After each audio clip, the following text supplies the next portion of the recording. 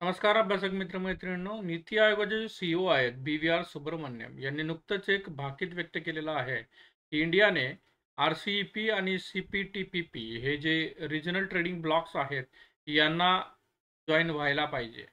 अर्थात इंडिया जो होता तो जो मेजर ट्रेडिंग ब्लॉक आहे RCEP, ज्याला आपण regional comprehensive economic partnership RCEP असं म्हणतो, याचा फाउंडिंग मेंबर आहे. 2012 मध्ये याचे निगोशिएशन स्टार्ट झाले आणि इंडिया हा त्याचा फाउंडिंग मेंबर होता.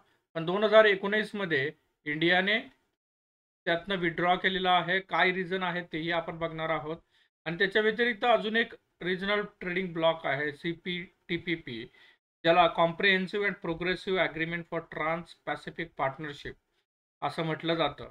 तर का हा प्रश्न उपस्थित झाला असेल त्याच्या बाबतीत आपण डिस्कस करूया. परंतु नुकतंच जे आपले कॉमर्स मिनिस्टर आहेत पियुष गोयल यांनी ऑगस्ट आणि सप्टेंबरमध्ये एक स्टेटमेंट देताना म्हटलंय की ऑपोजिशननी फोर्स करून इंडियाला RCEP मध्ये जॉईन करायचा प्रयत्न केला होता. त्याच्यामुळे फ्री ट्रेड अग्रीमेंट चायनाशी व्हायचे चान्सेस होते. आता अर्थात याच्या मागचं लॉजिक काय आहे त्यांचं, की त्यांचं म्हणणं होतं की RCEP जे आहे ते 15 कंट्रीजपासून बनलेलं आहे. एक्झॅक्टली काय कुठल्या कंट्रीज आहेत ते आपण बघणार आहोत. इंडिया ऑलरेडी 15 पैकी 12 कंट्रीज सोबत ऑलरेडी FTA म्हणजे काय, फ्री ट्रेड एरिया किंवा फ्री ट्रेड अग्रीमेंट म्हणजे काय, की जे टॅरिफ्स असतात, ट्रेडचे जे टॅरिफ्स आहेत, टॅरिफ्स म्हणजे एक प्रकारचा टॅक्स समजून घ्या. इम्पोर्ट म्हणजे एखाद्या कडनं गुड्स येणार असतील तर त्याच्यावर टॅक्स लावणं, म्हणजे ती जे गुड्स आहेत किंवा जी वस्तू आहे ती जास्त किमतीची होते ॲज कम्पेअर टू लोकल, तर हे असतात टॅरिफ्स. मग FTA मध्ये टॅरिफ्स कमी केलेले असतात. मग ऑलरेडी FTA मध्ये म्हणजे 15 पैकी RCEPच्या जे 15 मेंबर कंट्रीज आहेत त्याच्यापैकी 12 कंट्रीज सोबत ऑलरेडी आपला FTA आहे. आणि we are at the advance stage of negotiation but we aborted it. का रिझन आहे? Joining RCEP would have been essentially a free trade agreement with the China. चायनासोबत एक फ्री ट्रेड अग्रीमेंट झाला असता जर आपण RCEP जॉईन केलं असतं. आणि चायना फेमस आहे डम्पिंगसाठी, dumping goods into the India.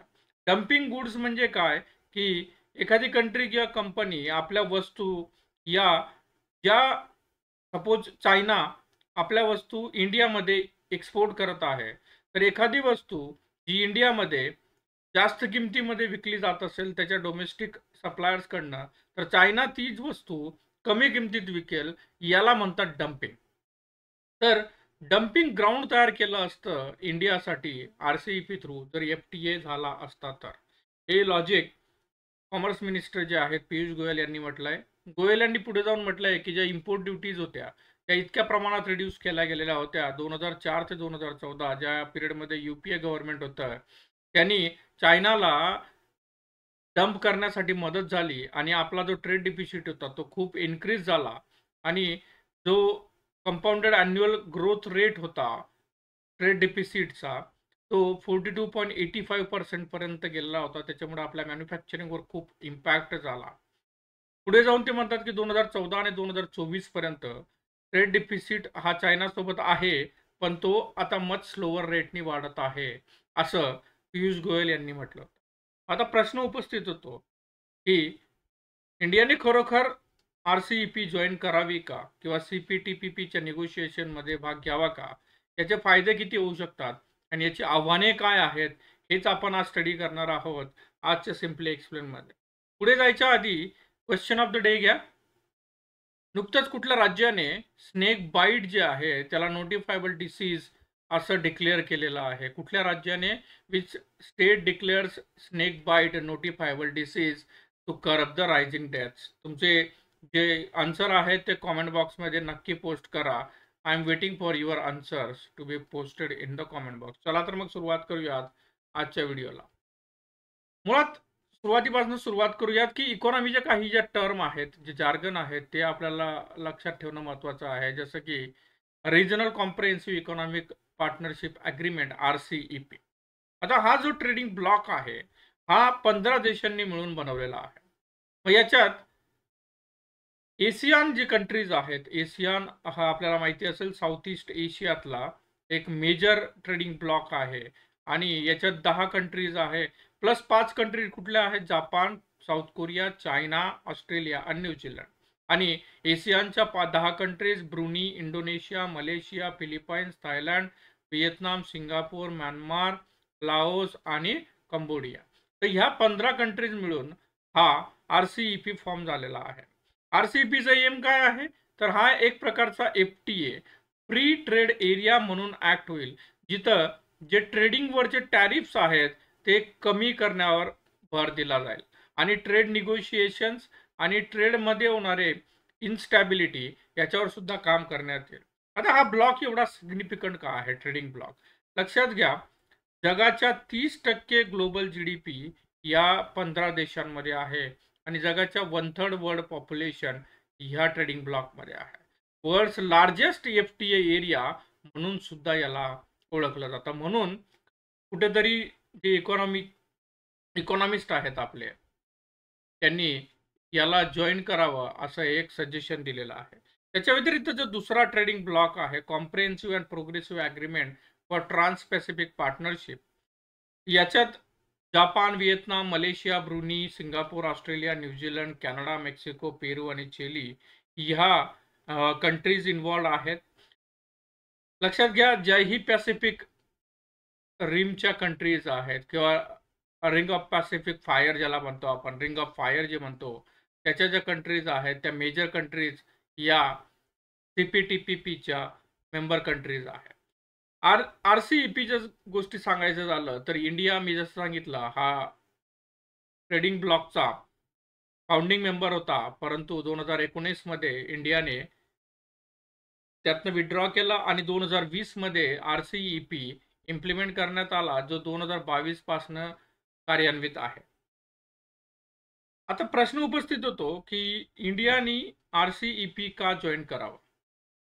त्याचे काही फंडामेंटल रिझन्स आहेत. पहिलं रिझन म्हणजे जे सध्या स्थितीला खूप जास्त चर्चिले जात आहे ते म्हणजे चायना +1 स्ट्रॅटेजी. लक्षात घ्या, चायना, खास करून यूएस जो आपला ट्रेड एक्सपान्शन करत आहे, त्यात चायना हा मेजर त्यांचा ट्रेडिंग पार्टनर आहे, यात डाऊट नाही. पण यूएसला ट्रेड डायव्हर्सिफिकेशन करण्यासाठी चायनाच्या पलीकडे जाऊन म्हणजे +1 एक इम्पॉर्टंट ट्रेडिंग कंट्री त्यांना बनवायची आहे एशियामध्ये.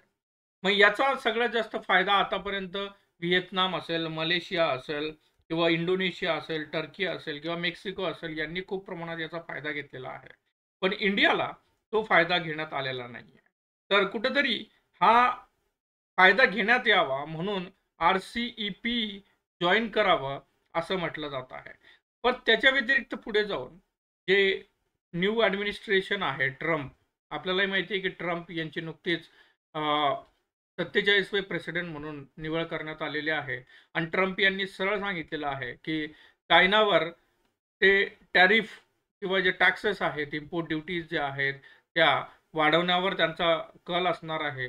तर अशा परिस्थितीत ट्रम्प यांचं लक्ष इंडियावर असेल आणि जर इंडियाने चायना +1 स्ट्रॅटेजीला अकोमोडेट केलं तर हा इंडियन इकॉनॉमीसाठी खूप इम्पॉर्टंट फॅक्टर असणार आहे.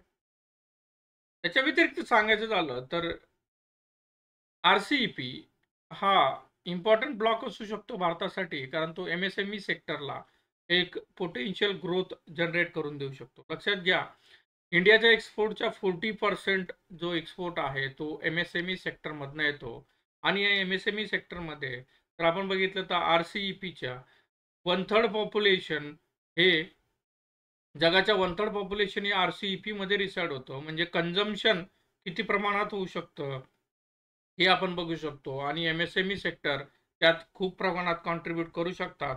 म्हणून हा एक प्रकारचा बूस्ट असू शकतो MSME सेक्टरसाठी. याच्या व्यतिरिक्त पुढे जाऊन मी इथं नमूद करू इच्छितो, वर्ल्ड बँकचा जो इंडिया डेव्हलपमेंट अपडेट जो रिपोर्ट होता त्यात त्यांनी म्हटलं आहे की जर इंडियाने RCEP जॉईन केलं तर त्यांना वेगवेगळ्या प्रकारचे ट्रेड किंवा ट्रेडला बूस्ट मिळेल आणि इन्व्हेस्टमेंट आणि GDP ग्रोथ व्हायला मदत होईल. तर याच्यासाठी सुद्धा इंडियाने ते जॉईन करावा. त्याच्या व्यतिरिक्त एक इम्पॉर्टंट आहे की ट्रेड डायव्हर्सिफिकेशन. लक्षात घ्या, ट्रेड डायव्हर्सिफिकेशन करणं या मल्टीपोलर वर्ल्डमध्ये खूप इम्पॉर्टंट आहे. आणि जरी इंडिया स्वतःला 2027 पर्यंत थर्ड लार्जेस्ट इकॉनॉमी म्हणून प्रोजेक्ट करत आहे, तर त्याला मल्टिपल ट्रेडिंग पार्टनर्सशी एंगेज होणं खूप महत्त्वाचं आहे. आणि त्यासाठी RCEPचा प्लॅटफॉर्म किंवा CPTPPचा प्लॅटफॉर्म एक इम्पॉर्टंट प्लॅटफॉर्म बनू शकतो. पण RCEP किंवा CPTPP प्लॅटफॉर्म जॉईन करणं यात सर्टन चॅलेंजेस आहेत. त्याचे चॅलेंजेस काय असू शकतात? तर सगळ्यात महत्त्वाचा जो चॅलेंज आहे तो म्हणजे ट्रेड डेफिसिट. लक्षात घ्या, सध्या स्थितीला US नंतर सगळ्यात मोठा ट्रेडिंग पार्टनर आहे इंडियाचा चायना. आणि चायनाशी जवळपास $120 बिलियन इंडिया ट्रेड करतं. आणि त्या ट्रेडमध्ये जवळपास लक्षात घ्या $85 बिलियन हा ट्रेड डिफिसिट इंडियाशी आहे. म्हणजे इंडियामध्ये चायना एक्सपोर्ट जास्त करत आहे आणि इम्पोर्ट कमी आहे. ऑन द कॉन्ट्ररी, इंडियामध्ये हा इम्पोर्ट चायनाकडून खूप जास्त आहे आणि इंडिया चायनाला खूप कमी एक्सपोर्ट करतो. तर हा जो ट्रेड डिफिसिट आहे, हा एक मेजर रिझन आहे इंडियासाठी, जे की पियुष गोयल यांनी ऑलरेडी हायलाइट केलेलं आहे. दुसरं मेजर रिजन असू शकतं ॲग्रो बेस्ड इंडस्ट्रीज किंवा MSME सेक्टरवर होणारा याचा इम्पॅक्ट. लक्षात घ्या, जसंही FTA किंवा फ्री ट्रेड ॲग्रीमेंट जर झालं RCEP किंवा CPTPPच्या अंतर्गत, तर जे डोमेस्टिक सेक्टर जे आहे इंडियाचं, खास करून ॲग्रो बेस्ड इंडस्ट्रीज यांना कॉम्पिटिशन इन्क्रीज होईल आणि त्यांना इंटरनॅशनल लेवलला इम्पोर्ट करण्यासाठी त्यांची टेक्नॉलॉजी किंवा त्यांच्या प्रॉडक्टचं अपग्रेडेशन करावं लागेल. त्याच्यामुळे याच्यावर ॲग्रो बेस्ड इंडस्ट्रीजवर किंवा डोमेस्टिक सेक्टरवर याचा परिणाम होऊ शकतो. तर अशा प्रकारे हा फ्री ट्रेड ॲग्रीमेंट RCEP आणि CPTPP सोबतचा असू शकतो. आता याच्यात सोल्युशन काय असू शकतं? सोल्युशन एक असू शकतं की इंडियाने फेज मॅनरनी या निगोशिएशन्सला सामोरं जायला पाहिजे. म्हणजे एक सेक्टर ओपन करून काही सेक्टर्सला आपण प्रोटेक्ट केलं पाहिजे. ज्यात खास करून MSME आणि डोमेस्टिक सेक्टर जे आहेत त्यांना, किंवा ॲग्रो बेस्ड सेक्टर जे आहेत त्यांना आपण फेज सेक्टरने किंवा फेज मॅनरने ओपन करायला पाहिजे. पण कुठेतरी इंडियाला डायव्हर्सिफाय करण्यासाठी RCEP सारखा प्लॅटफॉर्म एवढ्या जवळ असणं खूप महत्त्वाचं आहे, असं इकॉनॉमिस्टचं म्हणणं आहे. आय होप तुम्हाला हा व्हिडिओ आवडला असेल. तुम्हाला काय वाटतं की इंडियाने RCEPचा ब्लॉक जॉईन करायला हवा का नको? कॉमेंट बॉक्समध्ये नक्की कळवा. आजचा जो क्वेश्चन आहे त्याचा आन्सर सुद्धा कळवा. आपण पुन्हा भेटूयात उद्या नवीन व्हिडिओसह. तोपर्यंत काळजी घ्या. धन्यवाद.